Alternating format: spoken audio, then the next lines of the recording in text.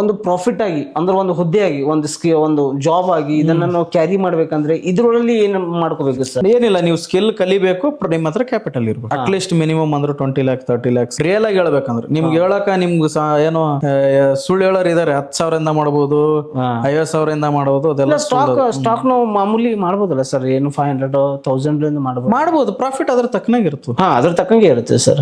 ನೀವು 500 ಏನ್ ಬರ್ಬೇಕು 500 ಬರ್ತದೆ. ಹೌದೌದು. ನೀವು 1 ಲಕ್ಷಕ್ಕೆ ಏನ್ ಬರ್ಬೇಕು 1 ಲಕ್ಷಕ್ಕೆ ಬರುತ್ತೆ. 1 ಕೋಟಿ ಏನ್ ಬರ್ಬೇಕು 1 ಕೋಟಿಗೆ ಬರುತ್ತೆ. ಈಗ ನೀವು ಬಡ್ಡಿ ಕೊಟ್ಟಿದ್ರಿ 1 ಲಕ್ಷ, ಅದಕ್ಕೆ 2 ಬಡ್ಡಿ ಅನ್ಕೋರಿ, ಎಷ್ಟು ಬರುತ್ತೆ? 2,000 ಅಂತಂದ್ರೆ 200 ಬರುತ್ತೆ. ಹೌದಲ್ಲ. 1 ಲಕ್ಷಕ್ಕೆ 2% 2,000 ರೂಪಾಯಿ. 2,000 ಬರುತ್ತೆ. ಹೌದಲ್ಲ, ಅಷ್ಟೇ ಬರೋದು. ಟೋಟಲ್ ವರ್ಷಕ್ಕೆ ಎಷ್ಟಾಗುತ್ತೆ? 24% ಆಗ್ತದೆ. ಓಕೆ. ಒಂದ್ ವರ್ಷಕ್ಕೆ ಆದ್ರೆ ನಿಮ್ಗೆ 24%. ಅದೇ ಜಾಗಕ್ಕೆ 2 ಲಕ್ಷ ಆದ್ರೆ 24,000 ನಿಮ್ಗೆ 48,000 ಬರುತ್ತೆ. ನಿಮ್ ದುಡ್ಡು ಹೆಂಗಿರುತ್ತೆ ಹಂಗೆ ಸ್ಟಾಕ್ ಮಾರ್ಕೆಟ್ ಜಾಸ್ತಿ ಎಷ್ಟು ಬೇಕಾದ್ರೂ ಮಾಡ್ಬೋದು. ಯಾವ್ದೇ ರೆಸ್ಟ್ರಿಕ್ಷನ್ ಇಲ್ಲ. ನೀವು ಡಿಮ್ಯಾಟ್ ಅಕೌಂಟ್ ಓಪನ್ ಮಾಡ್ಕೊಂಡ್ಮೇಲೆ ನೀವು 500 ಮಾಡಿ, 1,000 ಮಾಡಿ, 10,000 ಮಾಡಿ, ಎಷ್ಟಿಂದನ ಬೇಕಾದ್ರೂ ಮಾಡಿ. ಅದಕ್ಕೆ ಯಾವ ತರ ರಿಸ್ಟ್ರಿಕ್ಷನ್ ಇಲ್ಲ. ನಿಮ್ ಸ್ವಂತ ಬಿಸ್ನೆಸ್ ಇದ್ದಂಗೆ.